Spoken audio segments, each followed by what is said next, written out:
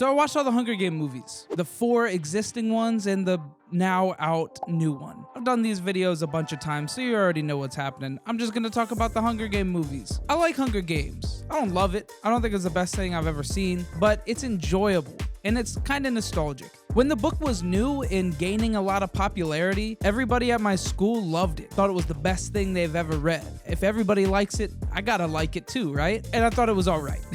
But then I watched the movie, and then I think I watched the second one, but I don't know if I ever watched Mockingjay, because when I was watching it for this video, it felt pretty fresh. Oh, and before we get into it, look at this box, dude.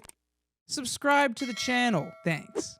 I volunteer as tribute. This movie's got a lot of good moments, but overall it's pretty expected. The first thing I really like about this movie is the contrast. You start off in this dismal, desolate, dull. District 12 is just gray. It's boring. It looks not colorful, eventful. Looks like nothing really happens. Then later in the movie, we get to the Capitol and we get into these Hunger Games and we see brilliant colors across the Capitol. The fashion is absurd. You know, I mean, that's one of the cool things about this world, is that the dystopian world is so good. It has such great contrast between the subjects, the peasants wearing tattered cloth, and then you go into the Capitol and all the rich people just have these ridiculous colors and crazy dyed hair. That's my favorite thing about this movie, is that the dystopian world that they created.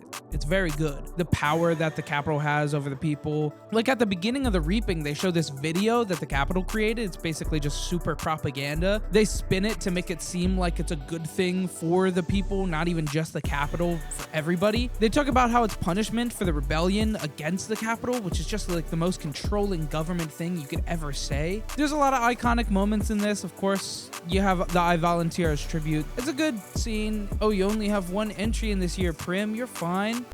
Primrose Everdeen.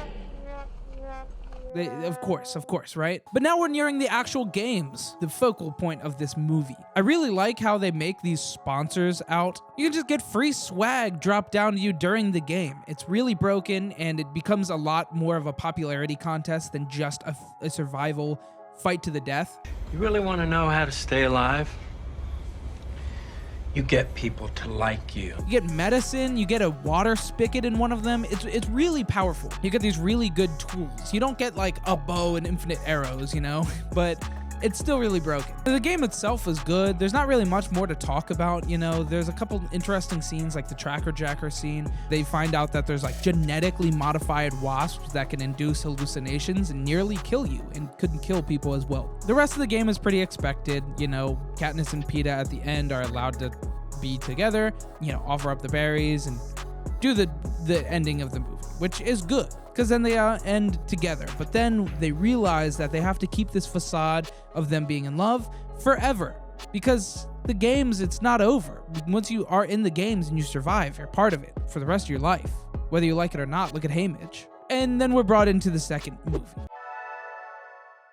The beginning of the movie, we see Katniss suffers from PTSD from killing, you know, a bunch of people, which is fair and very valid. And it just gets worse and worse, and she goes on this tour across all the districts, but that really sucks, because you're visiting all of the districts where you killed people that were part of the districts. Are we going to start a revolution now or later or what? Well, President Snow fears that they're going to start revolution because of that. So they want to get rid of Katniss, but they can't just kill her. So what they do is they do a winner's game, where everybody that is playing in the new Hunger Games that year are winners. And of course, Katniss, Peeta, and Haymitch are the only winners from District 12. So we get a run back. Same entries. But I think the characters they made a lot better. In the first one, they don't really matter. They're really just numbers that we hope die because we want Katniss to win. But in this one, they do a lot more of a focus on a lot of these characters. Not all of them, but most of them. All these characters are much more lovable than the characters in the first one. There's a reason they matter a lot more, because the game was never intended to be finished. They had a plan that we see at the end was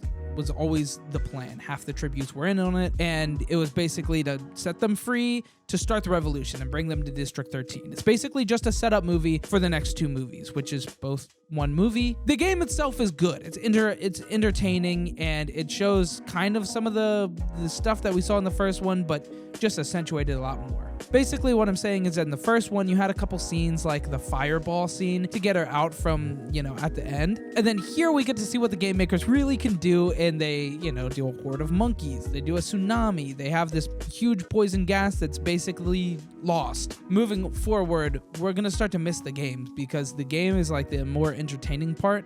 When the politics is cool and something that you really want to pay attention to, but it's not as entertaining. Now, here's where the movies really dig deep into the politics. We now have the revolution, District 13, and the rise up against the Capitol that we're gonna start happening now. This movie, I feel like, is probably the weakest link in the series. No.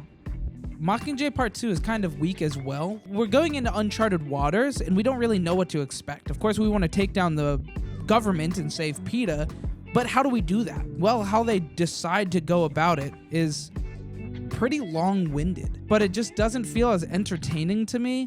I got a little bored during these movies. Is that weird? It's the climax of a series that I started to enjoy. Why are these movies the boring ones? They don't have the games. And the second one is basically a Hunger Games as well, but it's more so like a squad versus squad, the revolutionaries and the government. The first one is really just us taking action and then going to get PETA, and we succeed in getting PETA, saving PETA. But he's brainwashed. This movie is good. It has a good couple of very strong scenes. Of course, you have the one announcement where President Snow makes wearing the Mockingjay treason, and you can die on sight if you're wearing anything like that. But yeah, this movie is basically just a long-winded way of saying, here, revolution is starting. And it's fine, but it really just sets us up for the last one, which is what we're gonna now talk about.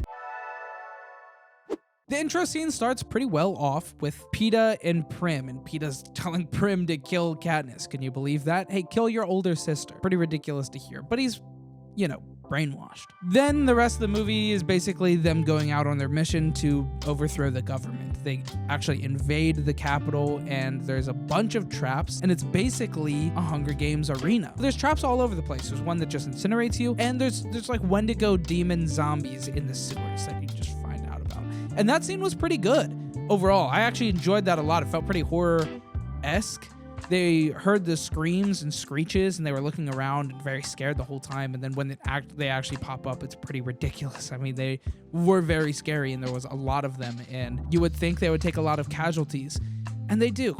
They take Finnick, the one character that I attached to in the last 3 movies. Isn't that great that he dies? Well, yes and no. I think death needs to be a part of this series. Like, if everybody just goes away unscathed, that would kind of suck. But it sucks to see Finnick, because like I said, he's the only character that I actually liked. The revolution goes pretty as planned, except for Prim, R.I.P. But other than that, it's pretty much just that. Gale, Katniss, PETA, the new president all got away perfectly fine. And then now they're at the end. The revolution happened, and they're about to execute President Snow, and all good, right? And then the new president, the interim president, whatever, the girl that I kind of felt like was kind of evil the entire time, that was like activating the revolution, she proposes they do a Hunger Games. Did you not just watch the whole movie? We're gonna continue this cycle of hatred? That's insane. That's insane that you think this is a good idea. They don't do it, because Katniss then executes her when she was gonna execute the president. We're replacing the bad president with a new bad president? No, thank you. So that's a good ending. I think that was a really well done ending. I'm glad to see that she dies because she sucked. And then Katniss and PETA go off into District 12, or what remains of District 12, and have 2 kids, and it's just a happy ending from there. Let's see what the prequel has to say. I just got back from the new Hunger Games movie, and it was good. It's probably the best one. And this one doesn't even have that good of a game. The Hunger Games in the first and second movie completely blew this games out of the water. This one wasn't about the games, and it was barely even about the politics. It was really about the characters. We got to see President Snow follow his dreams, but in a very different way. He had a slow descent into madness. At the beginning, you would think he was a pretty good guy, but of course he still had his reasonings for doing what he did, being able to move up the ranks and eventually become the president. And we see him turn his back on all these people, betray these people along the way. It was fantastic. It was a really good character. I got completely entranced by his character development. It was great. Lucy Gray was good, the Game Maker was good, but the star of the show was Snow. We saw him betray multiple people that trusted him and he trusted. The things he would do to become president, which is his dream from the very beginning. It's interesting to know where he ended, right? Because we saw the first 4 films. We know where President Snow is now and how he acts and how he is the main villain of the entirety of the show. So getting to see it from the very beginning, what he actually did to become this monster, is pretty amazing. The game itself was pretty lame, very tame. Why did I use every word that rhymes with game? I don't know. It was all in a stadium with not very much outside stuff happening. Of course, we have the drones, which was cool, really ineffective for what they wanted to be, unless they wanted them to be weapons. But then, they brought up the fact that you're not supposed to attack other tributes, but whatever.